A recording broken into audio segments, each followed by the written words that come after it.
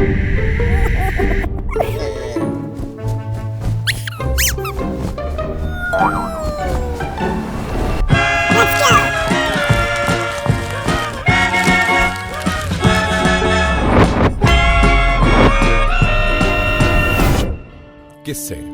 कहानियां, स्टोरीज। देखिए, ये जो दुनिया है ना, ये दुनिया लोगों से नहीं बल्कि कहानियों से भरी है। हर गली, नुक्कड़, मोहल्ले, यहां तक कि इंटरनेट भी कहानियों से भरा हुआ है। शायद इसलिए सोशल मीडिया में भी हम स्टोरीज शेयर करते हैं, है ना? स्टोरीज जो कभी आपको हंसाए तो कभी आपको रुलाए, कभी आपको प्रेरित करे तो कभी आपको अपनों की याद दिलाए। इसी मजेदार दुनिया की कहानियों के पिटारे से आज मैं ला रहा हूं एक बड़ी मजेदार कहानी। कहानी है मिथिलेश की मेरी जुबानी।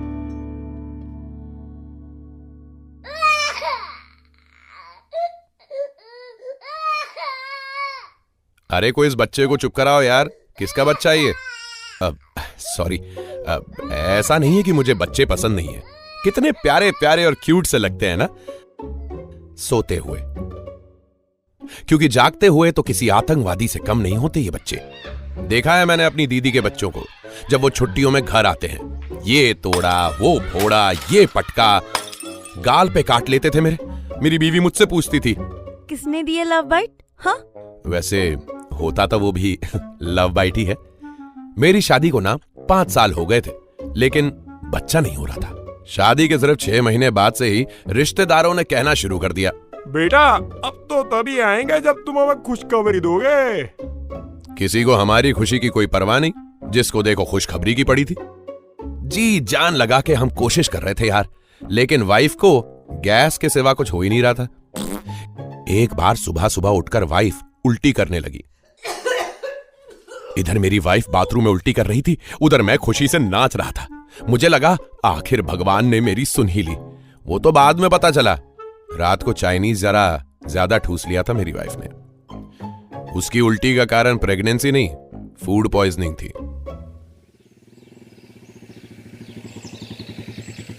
एक टाइम था जब कहीं घूमने जाता था तो लड़कियां देखा करता था, लेकिन अब तो जिंदगी का वो टाइम आ गया कि सिर्फ बच्चे दिखाई देते हैं।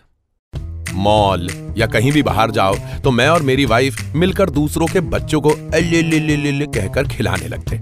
जिसे देखो हमसे पूछता कि हम बच्चा कब कर रहे हैं। कुछ रिश्तेदार तो ताने मार के घर तक आ जाते थे कि कब होगा बच्चा, कब होगा, कब होगा, कब होगा। मैंने कहा कर रहे हैं यार हम कोशिश, यकीन नहीं होता तो खुद देख लो आके। कुछ तो साले सच में आकर देखने को तैयार हो जाते थे, कमीने। घर वालों ने सजेस्ट किया, ऐसा बेटा अब ना तुम डॉक्टर को दिखा लो। डॉक्टर का नाम सुनते ही मेरी फट जाती थी गाइस। जरा सोचिए ना, जो आज तक किसी ने नहीं देखा मेरी बीवी के अलावा, वो डॉक्टर को ऐसे कैसे दिखा दूं? क्या होगा अगर वो डॉक्टर कह देगा कि मैं कभी बाप नहीं बन सकता? बड़ी हिम्मत लगती है भाई साहब अपनी मर्दानगी टेस्ट करवाने में, लेकिन हिम्मत करके मैंने वो किया, क्योंकि अब तो बीवी भी शक की निगाह से देखने लगी थी मुझे। उसे शक था कि पता नहीं मेरी बंदूक में गोलियां हैं भी कि नहीं। 6 घंटे डॉक्टर की क्लिनिक में बैठे बैठे मैं रिपोर्ट आने की वेट करता रहा, और पूरे 6 घंटे भगवान का नाम जपा। अगर रिपोर्ट आने में जरा सी देरी और लग जाती तो शायद भगवान खुद धरती पर आकर मुझे बच्चा दे जाते। मगर कहते हैं ना, सब्र का फल मीठा होता है। आखिर उस टेस्ट में मैं पास हो गया। तुम्हारा भाई पास हो गया। अरे वाह मिथिलेश जी, आप तो पास हो गए। Thank you doctor. अब मेरी रिपोर्ट नॉर्मल आने के बाद जिस शक की नजर से मेरी बीवी मुझे देखा करती थी, उससे भी ज्यादा शक की निगाहों से मैं उसे देखने लगा। मजबूरन उसने भी करवाया वो वाला टेस्ट, और शुक्र है रिपोर्ट्स तो उसकी भी नॉर्मल आई। फैमिली में टेंशन और बढ़ गई कि जब सब कुछ नॉर्मल है तो फिर क्यों नहीं हो रहा बच्चा। नागपुर वाले मौसा जी, जिनके ऑलरेडी 5 बच्चे हैं, उन्होंने तो हद ही कर दी। कहने लगे, बेटा हमें लगता है तुम्हारे करने का तरीका गलत होगा। उनसे तो ये भी नहीं कह सकते थे कि मौसा जी आप ही करके दिखा दो कैसे करते हैं। जैसे आर्मी वाले अपने बेस कैंप में दुश्मनों के ऊपर बॉम्ब गिराने की प्लानिंग करते हैं, वैसे ही मैं और मेरी बीवी कैलेंडर में डेट्स की प्लानिंग करते थे कि यार किस दिन बॉम्ब गिराने से रिजल्ट बेहतर मिलेगा। एक दिन फ्रस्ट्रेट होके बीवी ने कहा, देखो अभी बच्चा जब होना है तो हो जाएगा, लेकिन तब तक के लिए क्यों ना हम एक कुत्ता गोद ले ले। मैंने कहा सही बात है, आखिर बच्चे भी तो कुत्ते जैसे ही होते हैं। मेरा मतलब है कुत्ते भी तो बच्चे जैसे ही होते हैं। कम से कम हमारी लाइफ का सूनापन तो दूर होगा। तो गए हम पेट शॉप में, जहां हमने कहा कि भैया एक अच्छा सा हष्ट पुष्ट खानदानी कुत्ता दिखाओ। उसने कहा, कौन सा दूं madam? Labrador, German shepherd, golden retriever, boxer या पूडल? मैंने कहा भाई सीधा साधा सा कुत्ता दिखाओ जो सिर्फ भौंकेगा तो भी चलेगा, उससे इंग्लिश में गाने नहीं गवाने हमने। बीवी ने कहा, वो मोबाइल कंपनी की एड वाला कुत्ता ले ले, वो काफी क्यूट लगता है टीवी पे। मैंने भी सोचा ले लेते हैं, शायद इसी बहाने फोन पे नेटवर्क आने लग जाए। पेपर वर्क कंप्लीट करके हम एक बहुत ही हैपनिंग सा डॉगी अडॉप्ट करके घर ले आए। एकदम सफेद, इतना गोरा बच्चा तो शायद हम खुद पैदा न कर पाते। उसे लेकर तो आए थे कि लाइफ का सूनापन दूर होगा, लेकिन सूनापन छोड़िए, उसके बाद जो भासड़ मची है ना लाइफ में। लेकिन हाँ, डॉगी के आने से एक बात सबसे अच्छी हुई। रिश्तेदार जो घर आके कहते थे, अजी कहते तो क्या थे, ताने ही मारते थे, उन्होंने आना बंद कर दिया। नहीं, इसलिए नहीं कि उन्होंने इस कुत्ते को ही हमारा बच्चा मान लिया था, बल्कि इसलिए क्योंकि वो डरते थे हमारे डॉगी से। और अगर कोई गलती से आ भी गया तो मुझे बस कुत्ते के कान में जाके धीरे से कहना होता था, टॉमी चू। बस प्रॉब्लम सॉल्व। सिर्फ कुछ ही दिनों में मेरी वाइफ और मैं कुछ ज्यादा ही अटैच्ड हो गए इस कुत्ते से।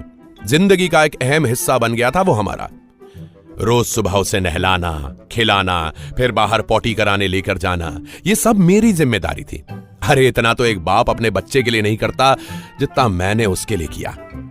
वाइफ ने बोला, चलो इसका एक अच्छा सा नाम रख लेते हैं। मैंने वो सारे नाम सजेस्ट किए जैसे कि कुत्तों के होते हैं, टॉमी, टाइगर, मोती।